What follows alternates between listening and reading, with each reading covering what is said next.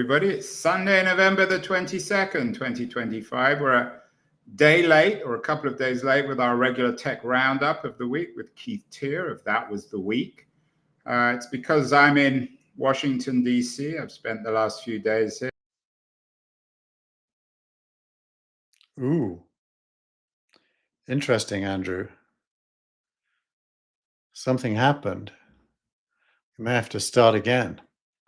Luckily, this is a live recording as opposed to a live show. We were doing a series of live events. Ooh, I think we have. Can you hear me? Yeah, we have a problem. You seized up just after your first sentence, just as you put up the screen share. So we probably have to start over. You probably should start. Okay, ready to start again? Yeah, it might be a Wi-Fi issue on your side. It probably is, and I'm relying on hotels. Okay, here we go again. Okay. Hello, everybody. It is Sunday, November the 22nd, 2025. A couple of days late with our regular tech roundup with my friend Keith Teare of That Was the Week. I've been in DC, which explains why we're late, doing a series of events around my other show, How to Fix Democracy. The mood here is rather pessimistic, anti-tech, and of course, everyone's obsessed with a certain Donald Trump, which I find rather boring. So I was enthused that Keith led this week with a positive newsletter around an old friend of mine, Peter Leiden, who's the publisher of The Great Progression, an excellent Substack newsletter. Leiden has a new book coming out in 2027 called The Great Progression, about how tech can save the day, or at least innovation. Keith, did you see my show a few months ago with Leiden? I watch all your shows, Andrew, avidly. And what is the big deal about Leiden's post this week on a new progressive era is emerging? Do you agree with him? Well, he's really in the same part of the intellectual spectrum as the Abundance book that came out, which is to say that he's a believer that the innovation in tech, especially AI, will lead to an explosion of automation, which will lead to an explosion of wealth, which will lead to the possibility of progressive things happening. So he correlates tech with progress, which is quite rare these days.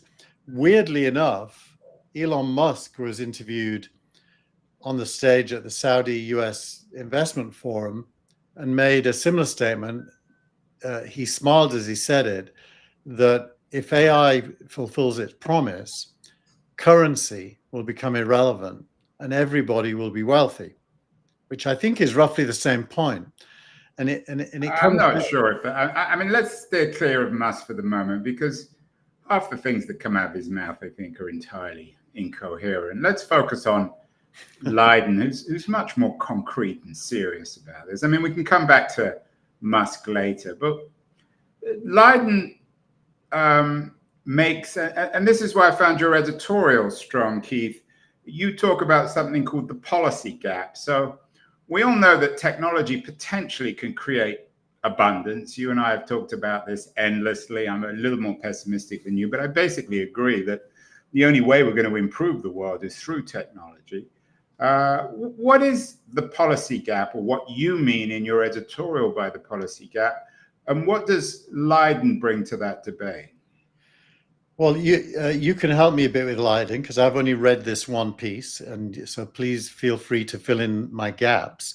But the policy gap is the lack of an understanding that massive wealth produced by innovation, mainly automation, doesn't just automatically fuel the whole of society.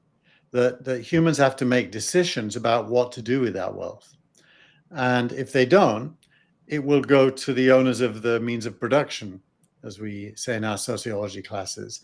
That is to say, it will stay with Meta and X and Microsoft and Oracle and OpenAI, but won't necessarily, as jobs shrink, won't necessarily raise up society's level of living that we can all expect. That requires policy, and currently there is no policy for that. In fact, the word socialism is the most often used word to describe even thinking about it. And I think socialism is an inappropriate word to describe what's needed. I think what's needed is capitalism for everyone. Oh, that's a nice. Maybe we'll have that as the title of our show this week. Maybe you should have that as the title of your newsletter, Keith, as well. What I like about Lydon is he is not just concrete, but historical. He suggests we've been through this before. He talks about the last progressive era, the late 19th century, the trust busters, and all the innovation of the period between 1895 and the 1930s. Do you agree with him? Is history repeating itself, or at least the potential of history, Keith? You know, my view of history is probably a little bit different to his, because I see history in Kondratiev curves is probably a good way to say it. Some people will be familiar with that, but I think a progressive era is always best to be understood in the context of the large trends that are happening in that era. And, you know, the 20th century was mainly about deglobalization, 2 world wars, and the rise of America. And I think in that meta history, it's very hard to talk about progressive, except, you know, you also got the British Health Service, you also got, you know, the New Deal. And yeah, so, but his point is that, and you made this point earlier, that in 1890, for example, you had a tiny group of people owning the railroads and the mines and the printing presses and all the other features of the Industrial Revolution. And 40 years later, that ownership had been relatively democratized. Of course, it doesn't idealize Americans' history. There was still Jim Crow. There was still a great deal of inequality. We didn't have any kind of cornucopia. But something did change in the original progressive era. And it came through politics. It came through people like Teddy Roosevelt. It did, and it was underpinned by the rise of American economics, which we talked about a lot last week or the week before. I can't remember exactly. You know, a rising tide raises all boats is the simplistic way of expressing it, and it's very rare for a tide that's going out to raise any boats. And so today, the big question is this the beginning of a rising tide, or is it not? And if it is, we probably will see progressive era, as he argues, which means that there'll be more wealth produced and therefore more to go around, and likely greater distribution of that to society. Not equality, not fairness. That requires policy, but there'll certainly be a rising tide. As I said, I'm in DC. I really struck with the anti-tech tone. I met with some people I went to grad school with, some of whom are quite prominent now in universities. They're complaining about AI, and they're sounding, the old elite at least, are sounding increasingly reactionary when it comes to tech. I know that you've often been making this point, but I was really struck with it this week. Yeah. Well, it's almost personal, isn't it? It's even your comments about Musk earlier tell me that you've got a bit of it as well, because he whatever you think about him, he is a fantastic innovator. Well, no one's doubting that. Yeah, and so I mean, I would acknowledge that. I mean, I want to come to his points later, which sound to me absurd, but maybe you can convince me otherwise. Yeah, but you know, I think that anti-tech is really a throwback. Unfortunately, I actually know my history, so I'm going to refer to things that may not be common knowledge, but it's a throwback to anti-monopolist politics of the Stalin era, where the left became anti-monopolist and state monopoly capitalism became the bogeyman for the left. And this idea that capitalism produces big and big is bad is quite deep. It's, in the intellectual history of the left. And I think we're just seeing the modern form of that. Yeah, but yeah, I mean, I wouldn't disagree with that. Let's get to some of the points then of Leighton's essay, which you really rely on. There's obviously artificial intelligence, which goes without saying, but he talks about a basket of new technologies. He also talks about clean energy technology, climate change, nuclear energy. Do you agree with him? Mostly. I don't. I'm not enough of a scientist to opine on climate change, so I'll avoid that one.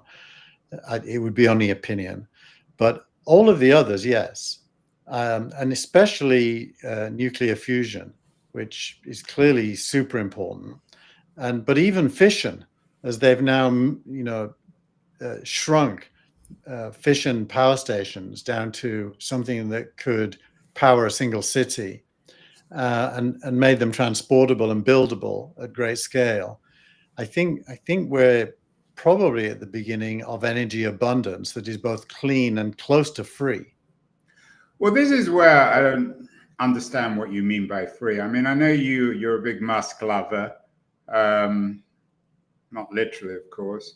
But I actually don't think that if you're critical of Musk makes you critical of technology. I mean, Musk is just one entrepreneur who many people object to for different kinds of reasons. When he talks about everything being free, how can energy be free? I mean, especially speaking in Saudi Arabia, we know that the Chinese are pioneering clean energy, but it's not free. Well, they're investing billions, probably trillions of dollars in energy. Yeah, we probably can't play the clip, but the clip, it's hilarious. What happens is, the other two are encouraging him to pontificate on the future. Who are the other two? There's the NVIDIA on the guy. left is the minister from Saudi Arabia for innovation, basically. On the right is Jensen from NVIDIA. And they want Elon to say something very futuristic. They're egging him on. So he does. He says, look, if AI and robots can produce food, homes, clothing, pretty much at zero cost eventually, then by definition, money will become irrelevant because you won't need money to buy. Again, wait. But let me just wait. I'm not asking you to believe him. I'm describing to you what he said.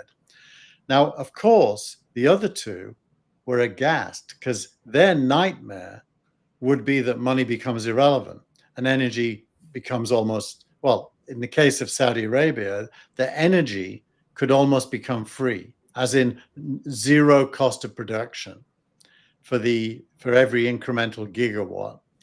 And the reason he's saying that it was in the context of a discussion about putting nuclear power stations into space, which was a very tangible and practical thing that he thinks he's going to do.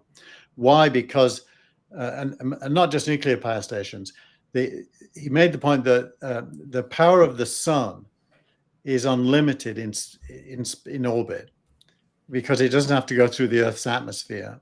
And the ability to put data centers into space, feeding off the sun, is very real and tangible. And it was part of his whole abundance talk. And he was just extrapolating. It's just math. He just was making the point that as the cost of producing things tends towards zero, the price of things, other things being equal, should also tend towards zero. Therefore, money will no longer be an arbiter of scarce goods because goods will not be scarce. So there is a logic. It's not just. Well, but it's again, to me, it's just sort of childish fancy. I mean, how are buildings free? You still need raw materials. And even with energy, I mean, even if you're somehow creating energy off the sun, you still have to pay for the satellites. You still have to pay for the solar panels. You still have to pay for the distribution. So I just don't understand how this stuff is free. Well, it's a one-time investment for a forever payoff. So if you do depreciation analysis on an investment, typically you depreciate an asset over the life of its useful life. He's making the point that the useful life of energy could be infinite, as long as the science can support it. And of course, he's got a good track record of doing things in science that we all think are fantasy. So he wasn't just making up or trying to be controversial. He was actually saying something he believes could be true. But how would that work with buildings, which always need to be renovated and improved? I mean, no, he made the point. He made the point that physical constraints don't go away. So the fact that there's only one Earth, that there's only so much land, blah blah, that doesn't change. What changes is the productivity of it and the price of that productivity. Yeah, I mean, he wasn't saying there'll be equality in some, Stalinist sense. He was saying there'll be abundance, therefore everyone will effectively be wealthy by today's standards. Yeah, I mean, to me, it's just childish fancy, but maybe I'm wrong. And you write about this in your editorial. You say that Musk suggests, at least, that work will be got rid of. I know that there was some other articles in this week's newsletter debating whether or not we want to get rid of work. I'm not convinced that actually, if work was, I'm not convinced it could ever be got rid of. But if it was, I'm not sure it would even make people happy. What were the articles on work this week, Keith? Well, there was a bunch of back and forth. Musk kicked it off because he said work will become optional. And he characterized work as being similar to a hobby. And he talked about growing plants in your backyard. Even though it's hard, people still do it because they love it. And therefore, people will still do things, but it will be optional. They won't need to do things to live. David Freiberg and Ro Khanna then had a big debate, also in this context. Ro Khanna, of course, is the Democrat who I think I'm right in saying he voted for the end of the... No, he didn't want to vote for the end of the government shutdown. That's right, last week, shutdown. And David Freiberg is on the All In podcast. They had a similar debate really about technology as progressive versus needing to be regulated. And there isn't a spirit in Ro Khanna. I kind of thought I liked Ro Khanna, but as I listened to him on this topic, there's no spirit of adventure in his view of the future. It's all really about government limiting what... So how should it work? So as I said, Leiden talks about state capacity and really radically reinventing government. If we don't, I mean, you acknowledge that there is a danger of all these new technologies being owned by a tiny group of companies. You lead your editorial this week about Gemini. The Google stock goes up and up and up every week. There's OpenAI, there's Microsoft. Tiny group of companies dominate not just the tech sector, but the entire American and global economy. What should happen, Keith? Well, firstly, that should continue because the only rational way for humans to produce wealth is through massive efforts, funded massive efforts, and government is the least likely. So this idea of the state having capacity, I disagree with Leiden on. The state is your worst nightmare innovator. It just doesn't have the people or the mindset to innovate. So this idea of state capacity... And I'm quoting Leiden here, said, we need strong state capacity, which means a decisive national government that can execute in an efficient and highly effective way. You disagree with that? Well, I like his phrase, a 21st century government sitting on top of AI that can lead innovation. If he went one step further and said the likelihood of that happening short of a revolution is zero.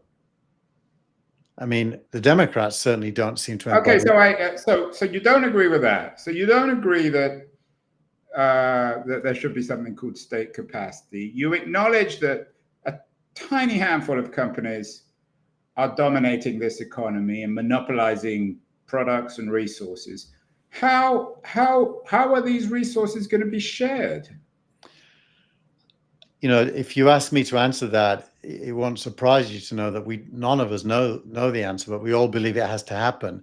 Why? I think why should it happen? It hasn't happened yet. It didn't happen in the Web 1 or the Web 2 revolutions. Why should it happen now? Actually, I think it has happened consistently through history, that wealth produced by advances in technique have led to everybody becoming wealthier, always. But that's again, I mean, you're strongly disagreeing with Peter Leiden, who in his analysis... Only on one point, which is, who should we look to? And he doesn't really answer this, by the way. He has phrases without actors. Who should we look to carry out this transformation? People. It isn't I don't want to speak on behalf of Peter, but he's not here, so I can. He makes it clear that what happened I mean, whether he's right or not is debatable, but he does make it very clear in the essay that what happened in the original progressive era was you had a series of what at this time seemed radical political changes to rein in these dominant monopolists. I mean, that's his argument. I think that's a simplification. What also happened is we had these amazing technologists that invented things. We had trade unions, we had political parties. I can't think of very many governments that for more than a very short period of time represented progress. So you're rejecting the whole antitrust, anti-cartel initiatives of the 1890s through the First World War? You're saying they're irrelevant? No, I see them as minor tactical. Okay, so you think they're minor. So you're still not, you can't just say, well, it's just going to happen. How? Well, the wealth bit is just going to happen. The wealth bit. Where it gets distributed isn't just going to happen. So the wealth piece, humans are very good at improving human society, and against popular opinion, I would say improving the earth. And that just happens because we're curious, we push. Sometimes things get accelerated like they are now. And that... Could you give an example? I mean, a lot of people argue that certainly at the beginning, the Industrial Revolution created massive suffering and inequality. And even now, still a great deal of poverty in the world.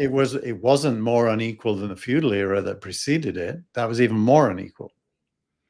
Well, that's historically debatable, but I still, you can't just say it's just going to happen like magic. Well, human beings and technique do just happen. Why? Because we have innovators, scientists, entrepreneurs who stay awake all night trying to do things, and they're successful over and over and over again in history.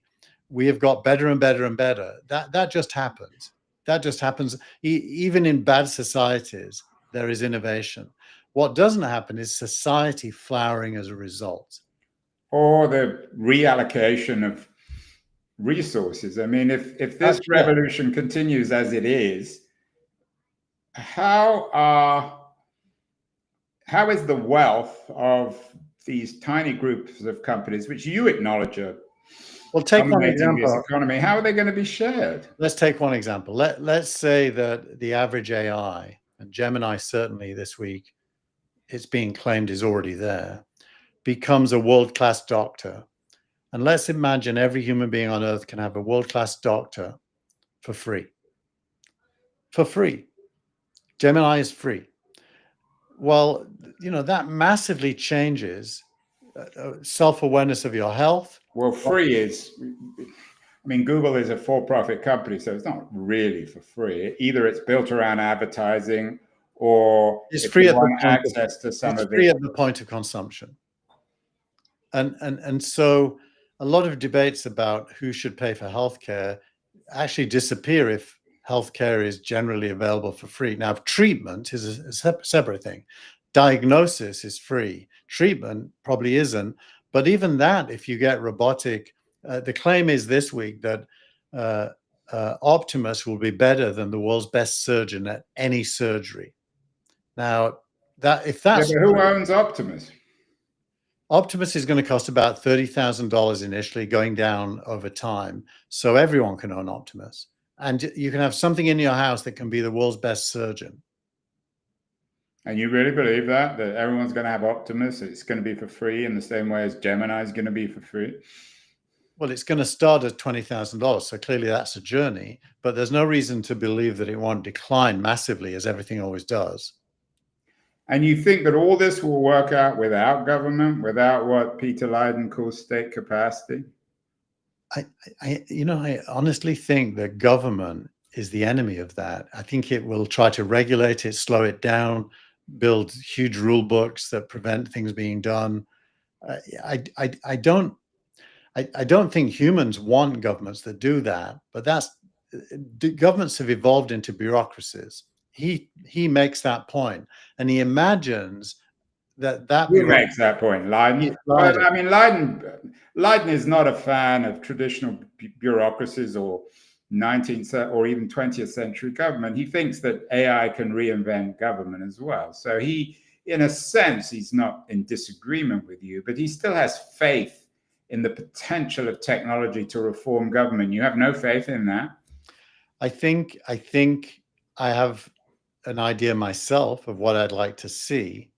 And then the question of whether what I'd like to see can happen is a totally separate question. But what I'd like to see is the power of direct democracy through technology could be delivered today. We could have an election next year even, where all voting took place through smartphone with identity verification. And the results could be in the minute the polls closed. Although that kind of plebiscitary democracy, some people would at least argue, lends itself to one kind of populism or another. It's not maybe the wisest of things. And certainly if we did have that, I'm guessing that the outcome of the election would not be to your taste. There would be all sorts of restrictions on technology. Well, it would be democratic. Whether I'd like the results, again, separate question. But certainly, if you don't have that, you have to make the argument that the masses can't be trusted.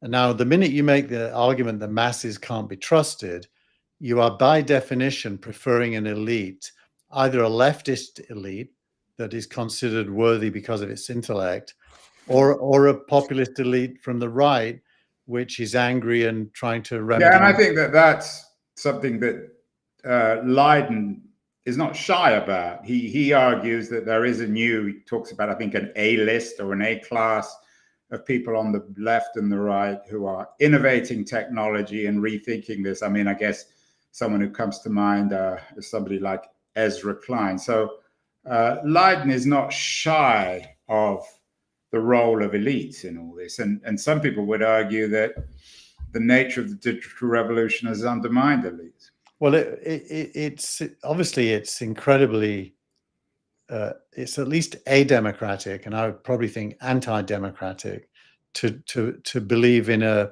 enlightened elite being the best people to rule.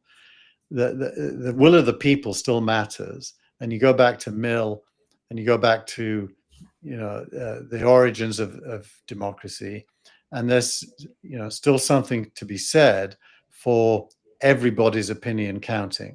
Okay, but coming back to this core issue, Keith, your argument then, because I want to understand what you're arguing, is you say basically just leave everything alone and we might not quite trust Elon Musk. He's a rather odd character, but he's a brilliant entrepreneur, and I agree with you on that. Very innovative, remarkably prescient on lots of fronts.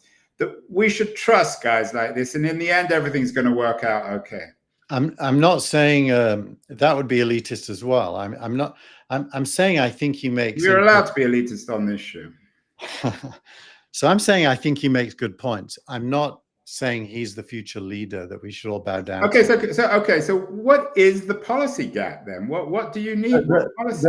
Well, it's what we're talking about. The fact that we're struggling in this conversation is because there is no coherent body of opinion how to take a society that creates abundance to one that benefits everyone. There is no such body of thought.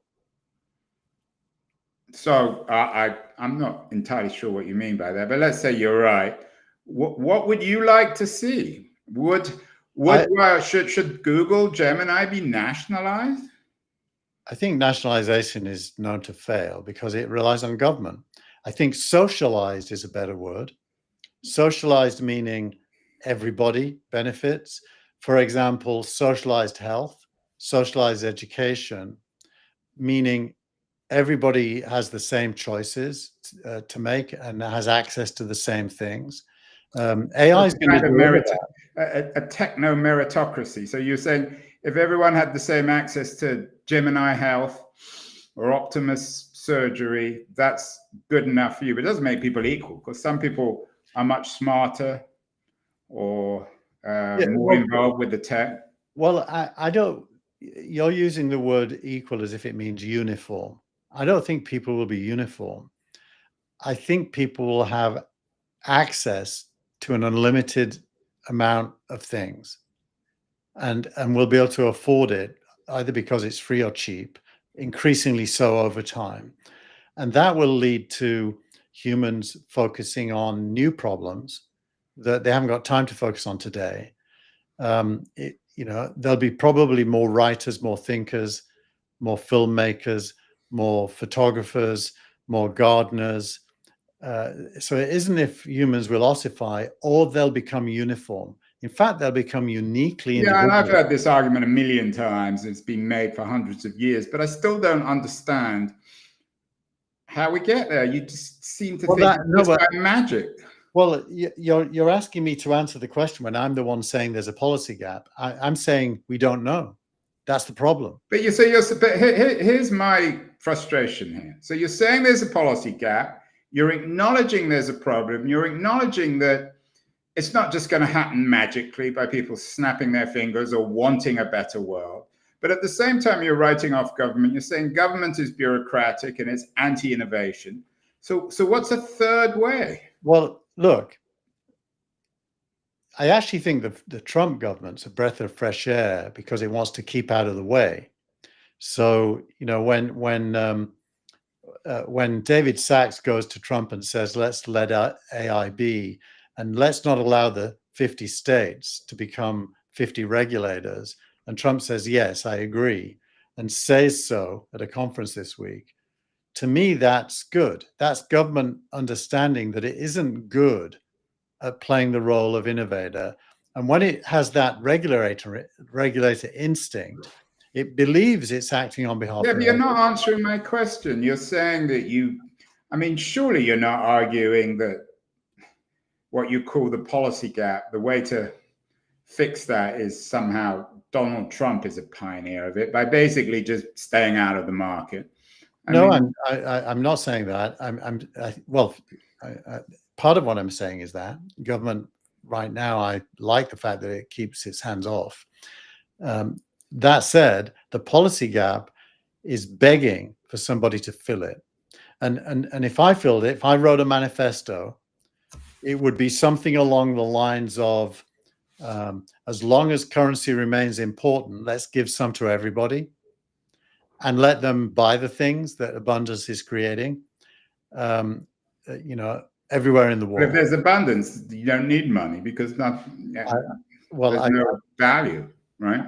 As you said, as Musk has said. So you've got to put a timeline under that. There'll be a period where abundance is partial or uneven. There'll be a later period. That involves government. That involves some progressive thinker or group of thinkers coming together and saying, well, abundance is on the horizon, and we need to rethink money. We need to rethink state give outs and all the rest of it. Well, then you and I are both banging the drum for something new because it certainly isn't the Democratic Party in its current form. There's no evidence of that. It Well, probably I think Leiden would disagree. I think he would argue, and he actually talks about this in his essay, that there are groups of people both on the left and the right. He calls it, I think, an abundance agenda, which people are rethinking all these issues.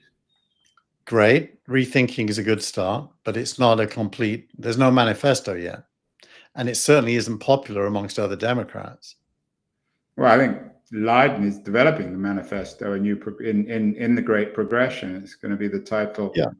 No, it's why the reason I put him in is because he's addressing it. But even but you don't agree with the role. I mean, as you said, while you agree with some of his arguments, you're against state capacity. I just don't understand how you get to it without the state being involved. I'm not saying the state won't be involved. I'm saying the state is unlikely to provide a solution any of us are going to be happy with.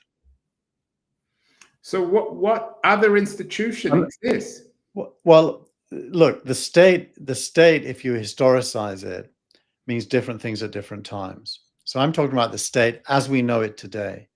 Could Leiden conjure up in his imagination and then bring to life a state which is closer to Marx's idea of withering away because it becomes unnecessary, possibly? It's no longer a state. Yeah, well, that and you know, withered away state. Marx for sure felt that governments under abundance would wither away and just become bureaucracies serving the needs of the people. That sounds pretty good to me. Yeah, but he was wrong. Well, he's certainly wrong in the 1800s. Why would it happen in the 2020s or 30s when it didn't happen in the 20s and 30s? I suspect you don't mean that question because obviously the missing ingredient is abundance. If you have abundance, obviously all the variables change. So you really believe? Again, I'm mystified. You believe in? I mean, I take your point on AI and a kind of intellectual abundance, a type of intellectual abundance. But that doesn't mean that everything else is abundant. Doesn't mean that we started with this. Maybe we're repeating ourselves. Energy, building materials, food. Why are they abundant? Well, energy only becomes abundant if you can produce it, an unlimited amount of it, close to zero cost, which clearly solar from space is the latest discussion about whether that's possible. But I also think nuclear fusion is showing promise. I don't believe in it yet. So just to be clear. Yeah, it still involves cost, massive investment in nuclear power plants. But I think the right question is, what does a bottoms-up transformation look like, not a top-down transformation? And I think Peter seems to be focused on a top-down transformation. I would want to fill in some blanks on what a bottoms-up transformation looks like.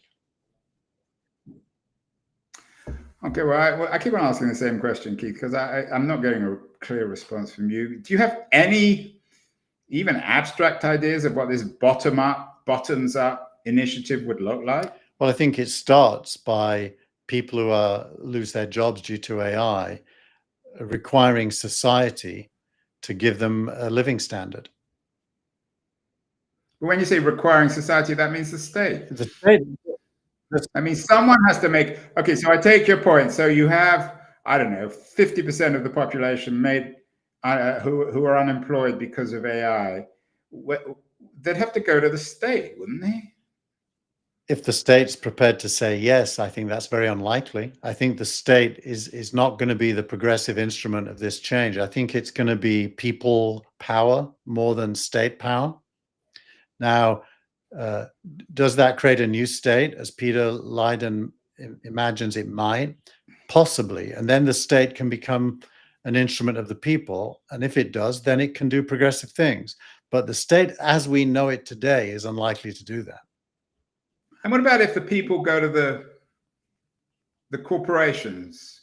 If Gemini, for example, is as ubiquitous and dominant as you said in terms of creating abundance, could Google replace the state, or Alphabet, or OpenAI, or Microsoft? I hope not. That would be worse because they're self-serving. The essence of capitalism is organizations have to be selfish in order to succeed. I'm not judging them for that. I think it's part of capitalism. Individuals also have to be selfish, as in, I'm not prepared to be unemployed and in poverty, and out of that comes resolution. But for the resolution to happen, out of that comes resolution. You come up with these phrases, but they don't mean anything. How can you out of that comes resolution? Well, how did the French get rid of the monarchy and the feudal aristocracy? They had a revolution and chopped off the king's head. It came out of bottoms up demand for change. Which most people would argue wasn't a particularly effective or long-lasting solution to whatever the problems were with the French monarchy. Well, at least they don't have kings and lords anymore. So I take your point that there will be some sort of revolution of the 40 or 50% of people who are made unemployed by AI, and then what? Then we'll see. I mean, there has to be leaders. I'm probably not the leader of this. I'm the wrong generation, but there needs to be young leaders who want the amazing ability of humans to produce wealth and abundance, to benefit everybody, and to find vehicles through which that can happen. So I always assumed, Keith, you were an optimist. In a way you are, but in a way you're deeply pessimistic. You're suggesting that the only way we can get to what Peter Leiden calls the great progression is through popular revolution. It doesn't necessarily have to be revolution as understood. Well, you use the example of the French Revolution, which is pretty revolutionary. We're in different times now. My memory of Marx is coming back, and Marx said the best place to have a revolution is America because it could be entirely peaceful due to America's wealth. And he was writing before the liberalization of gun laws, I think. Yeah, but the idea that wealth creates the potential for transformation, at the core of that point he made is correct. Wealth is a precondition for transformation. And once there is wealth, it can be shared, distributed. Before there is wealth, there's only a fight over scarce resources. And so from a human history point of view, we're at the cusp of a period where for the first time probably ever, we could produce a society where everybody benefits. Yeah, I'm always a bit skeptical when someone says it. It's a very Silicon Valley phrase, for the first time ever. It usually means people don't know much about this. We have some nice cynical comments. Jeff 3W Capital says, Andrew and Keith, the great tech philosophers. So he doesn't agree with either of us, but yeah, well, maybe we can come back to this. I mean, I'm encouraged with your optimism, or sort of strange optimism, but I think you got to make it a little more concrete. Give it a bit more thought, Keith. Maybe we can rethink this or re-examine it in future episodes. I don't agree. I mean, you're on the one hand, you're definitely in the Leiden camp. On the other hand, you disagree on the policy gap.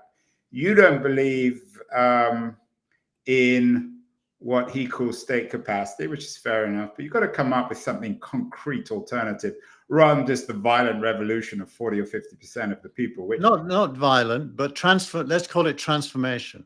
But what does that mean? I mean, when people in Silicon Valley, all your wealthy friends, they're not just going to give all their wealth up.